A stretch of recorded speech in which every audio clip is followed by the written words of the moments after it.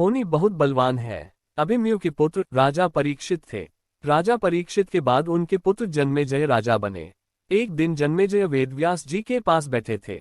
बातों ही बातों में जन्मेजय ने कुछ नाराजगी से वेदव्यास जी से कहा कि जहां आप समर्थ थे, भगवान श्री कृष्ण थे, भीष्म पितामह, गुरु द्रोणाचार्य, कुलगुरु कृपाचार्य जी, धर्मराज युधिष्ठिर जैसे महान लोग उपस्थित थे, फिर भी आप महाभारत के युद्ध को होने से नहीं रोक पाए और देखते देखते अपार जनधन की हानि हो गई। यदि मैं उस समय रहा होता तो अपने पुरुषार्थ से इस विनाश को होने से बचा लेता। अहंकार से भरे जन्मेजय के शब्द सुनकर भी व्यास जी शांत रहे। उन्होंने कहा, पुत्र, अपने पूर्वजों की क्षमता पर शंका न करो। यह विधि द्वारा निश्चित था जो बदला नहीं जा सकता था। यदि ऐसा हो सकता तो श्रीकृष्ण में ही इतनी सामर्थ्य थी कि वे युद्ध को रोक सकते थे। जन्मेजय अपनी बात पर अड़ा रहा और बोला, मैं इस सिद्धांत को नहीं मानता। आप तो भविष्यवक्ता है, मेरे जीवन की होने वाली किसी होनी को बताए, मैं उससे रोककर प्रमाणित कर दूंगा कि विधि का विधान निश्चित नहीं होता। व्यास जी ने कहा, पुत्र, यदि तू यही चाहता है तो सुन। कुछ वर्ष बाद तू काले घोड़े पर बैठकर शिकार करने जाएगा, दक्षिण दिशा में समुद्र तट पर पहुंचेगा। वहां तुम्हें एक सुंदर स्त्री मिलेगी जिसे तू महलों में लाएगा और उससे विवाह करेगा। मैं तुमको मना करूंगा कि ये सब मत करना, लेकिन फिर भी तुम यह सब करोगे। इसके बाद उस लड़की के कहने पर तू एक यज्ञ करेगा। मैं तुमको आज ही चेता कर रहा हूं कि उस यज्ञ को तुम वृद्ध ब्राह्मणों से कराना, लेकिन वो यज्ञ तुम युवा ब्राह्मणों से कराओगे।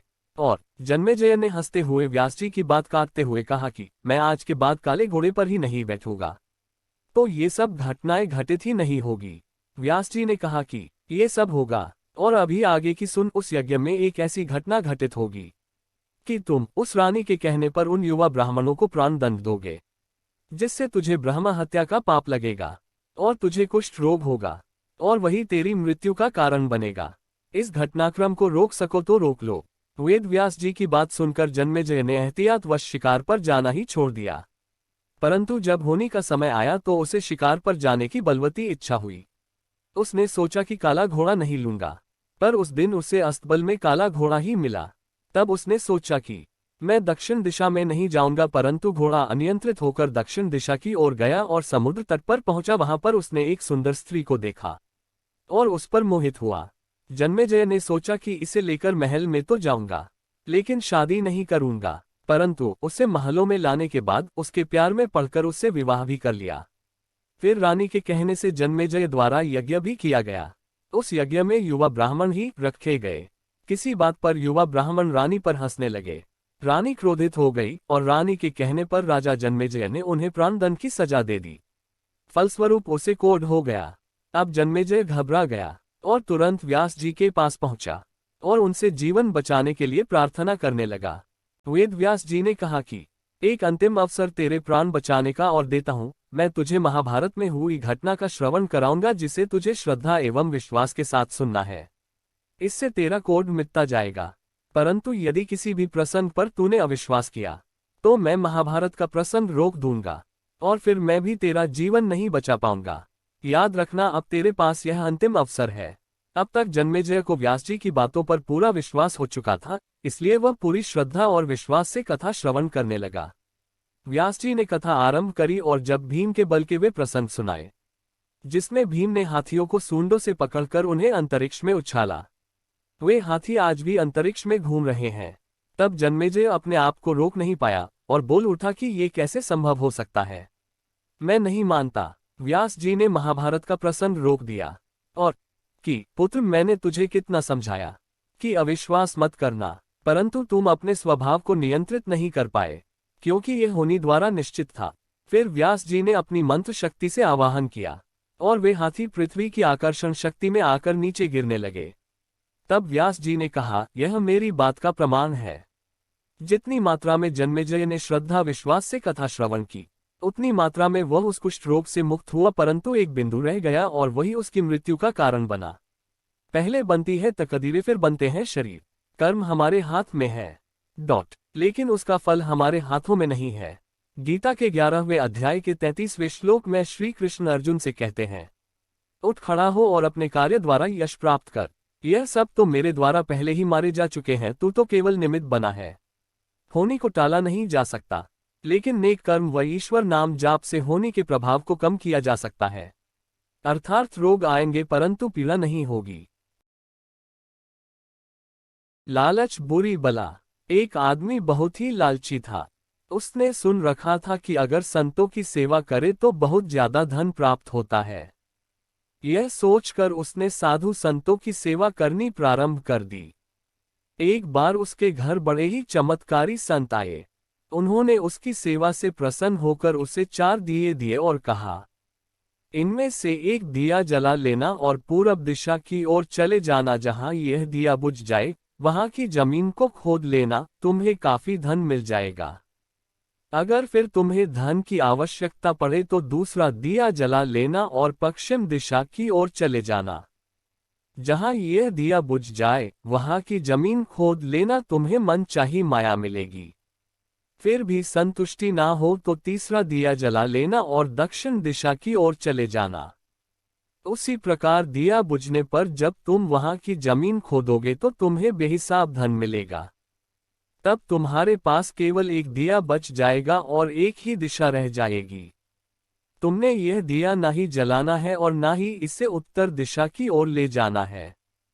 यह कहकर संत चले गए। लालची आदमी उसी वक्त पहला दिया जलाकर पूरब दिशा की ओर चला गया। दूर जंगल में जाकर दिया बुझ गया। उस आदमी ने उस जगह को खोदा तो उसे पैसों से भरी एक गागर मिली। वह बहुत खुश हुआ। उसने सोचा कि इस गागर को फिलहाल यही रहने देता हूँ, फिर कभी ले जाऊंगा। पहले मुझे जल्दी ही पश्चिम दिशा वाला धन देख लेना चाहिए। यह सोचकर उसने दूसरे दिन दूसरा दिया जलाया और पश्चिम दिशा की ओर चल पड़ा।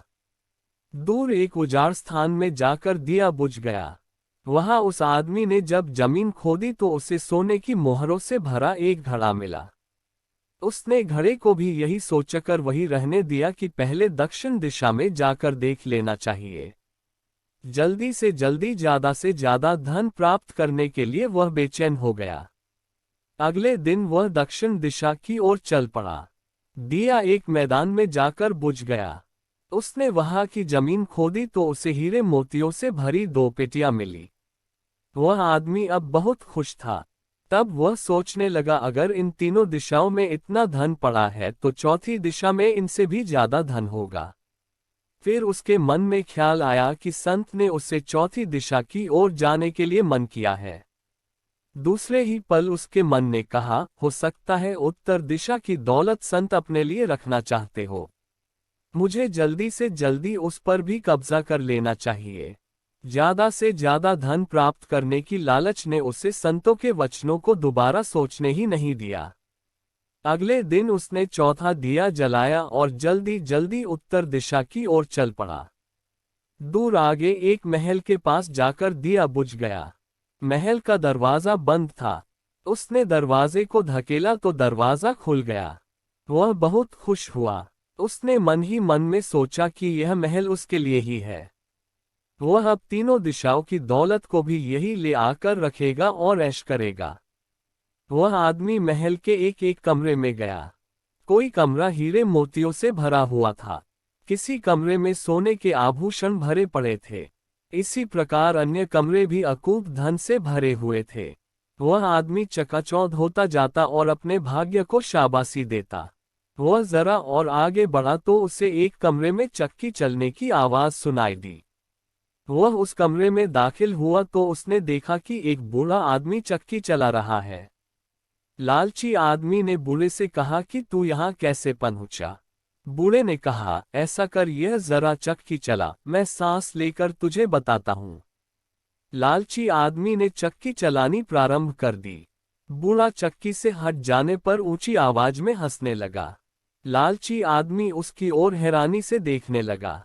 वह चक्की बंद ही करने लगा था कि बूढ़े ने खबरदार करते हुए कहा, नाना चक्की चलानी बंद ना कर।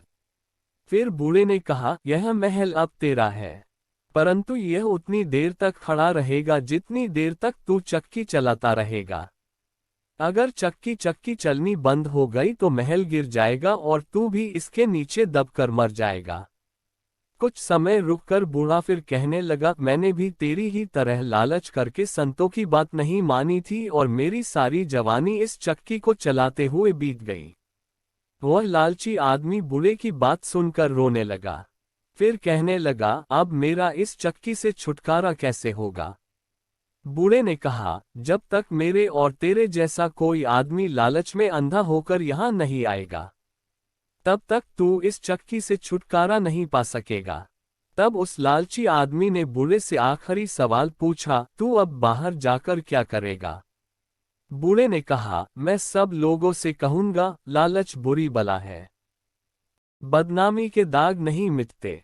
एक छोटे से कस्बे में पंडित रामानंद शास्त्री रहा करते थे। वे बहुत सदाचारी थे और हर किसी की मदद को हमेशा तैयार रहते थे। आसपास के कई गांवों तक उनकी ख्याति थी। उनका एक पुत्र था रामसेवक। रामसेवक इकलौता होने के कारण बड़ा ही चंचल और नटखट था। पंडित जी की हार्दिक अभिलाषा थी उनका बेटा विद्या प्राप्त करके उन्हीं की तरह सदाचारी बने और पूजा पंडिताई का काम करे।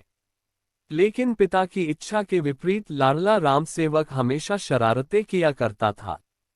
पंडित रामानंद शास्त्री उसे समझाने का प्रयास करते रहते थे, लेकिन रामसेवक को बुरे कामों में मजा आता था।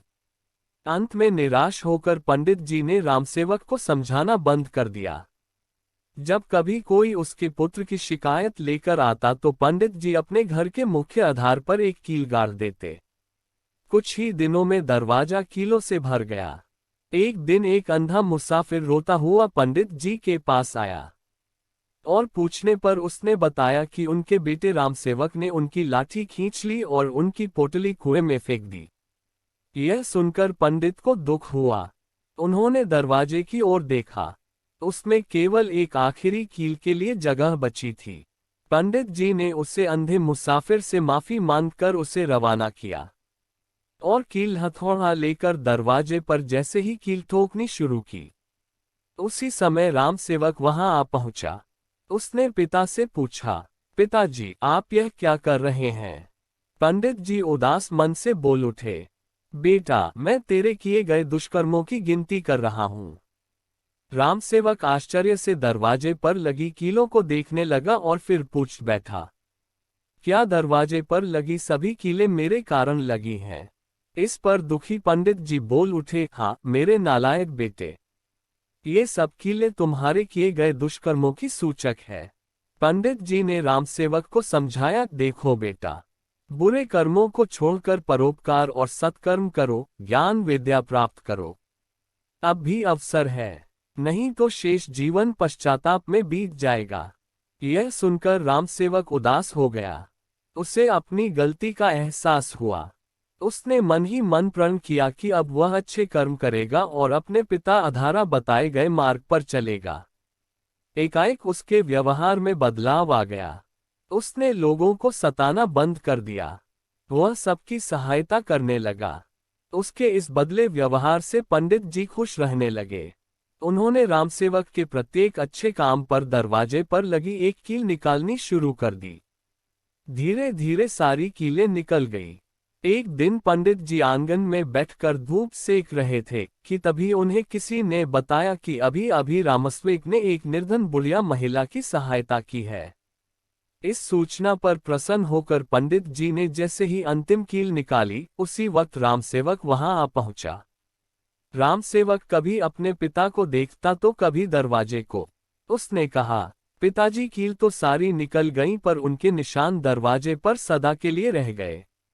इस पर पंडित जी बोले, देखो बेटा, बुरे काम छोड़ देने पर भी उसकी बदनामी मिटाई नहीं जा सकती।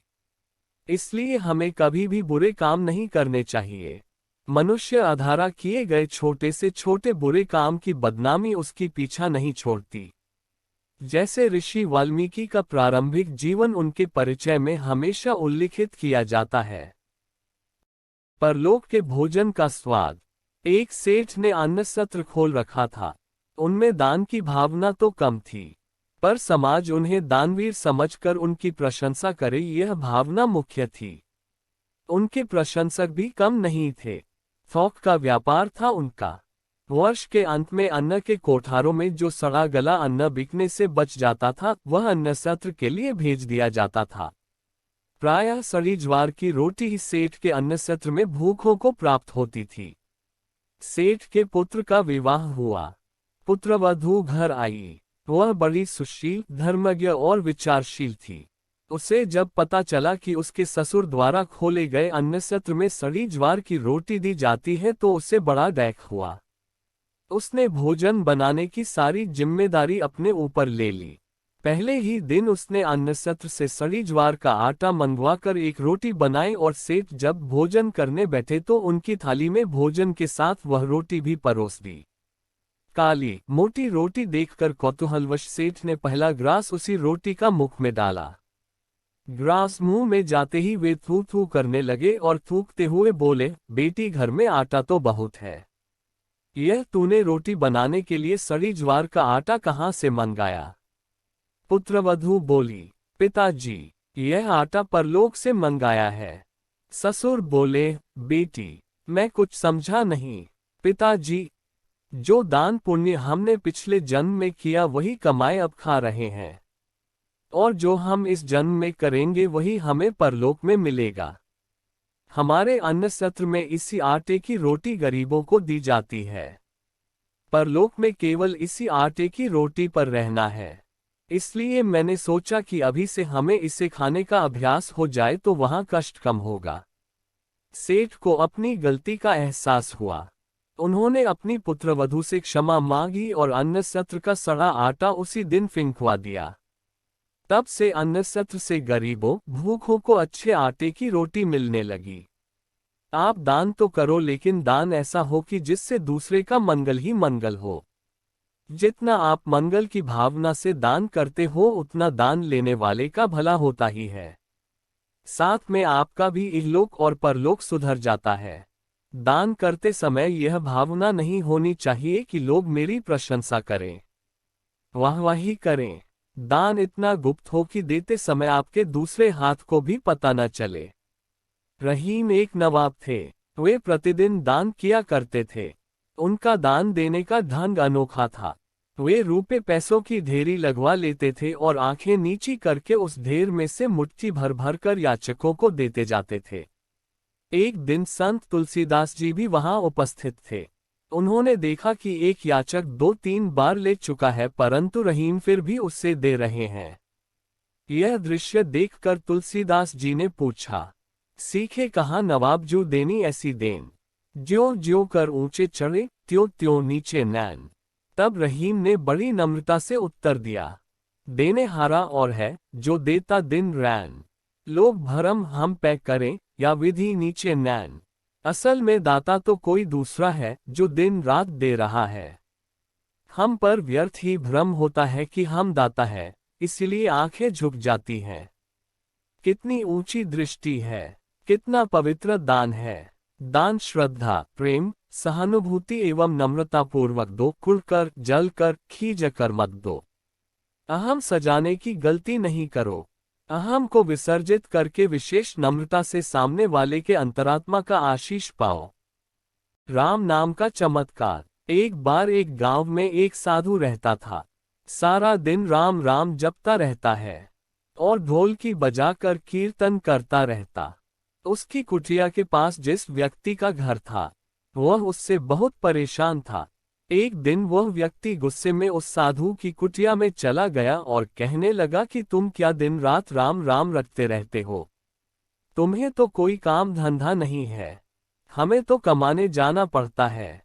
तुम्हारी ढोलकी की आवाज से मैं सो नहीं पाता। साधु कहने लगा, तुम भी मेरे साथ राम राम जप के देखो, तब तुम्हें पता चलेगा कितना आनंद आता है। वह व्यक्ति ने थोड़ा खींचकर कहा, अगर मैं तुम्हारे साथ राम राम जपता हूं तो क्या तुम्हारा राम मुझे खाने के लिए रोटी देगा? साधु कहने लगा कि मुझे तो राम नाम की लगन लगी है। मुझे तो राम जी की कृपा से हर रोज भोजन मिल ही जाता है। तुम भी राम राम जप के देख लो, मुझे भरोसा है भगवान तुझे खाने को जरूर देगा। वह आदमी उस साधु को चुनौती देता है कि मैं तुम्हारे साथ आज राम राम का भजन करता हूँ। अगर तुम्हारे राम ने आज मुझे रोटी खिला दी तो सारी उम्र राम की भक्ति में लगा दूंगा। अगर नहीं खिलाई तो तुम ढोलकी बजाना बंद कर दोगे। साधु कहता है कि मैंने तो निष्काम भाव से प्रभु राम की भक्ति की है, लेकिन फिर भी मुझे तुम्हारी चुनौती मंजूर है।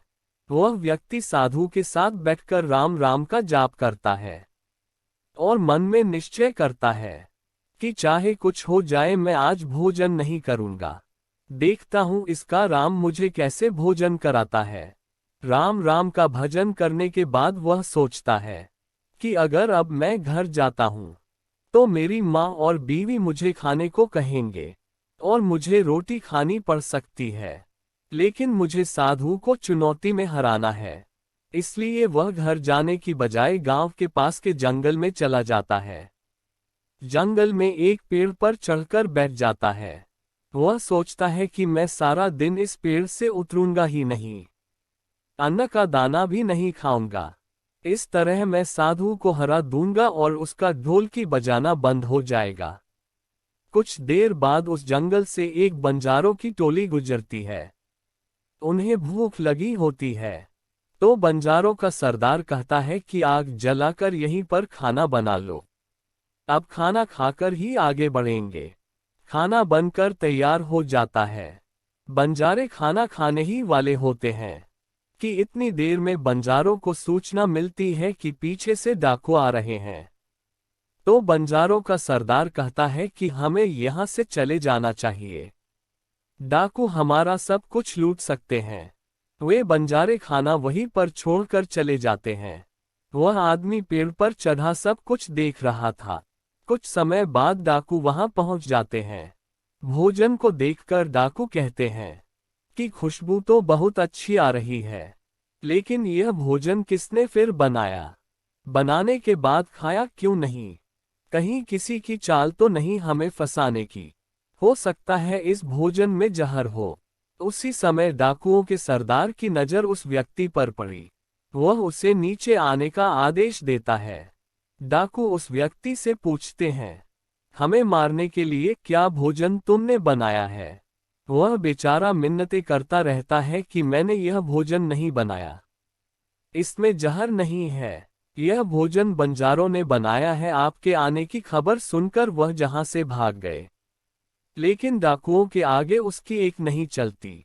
डाकू से कहते हैं कि अब तुम्हें यह भोजन खाकर दिखाना पड़ेगा, क्योंकि हमें लगता है कि तुमने ही यह भोजन बनाया है और इसमें जहर मिलाया।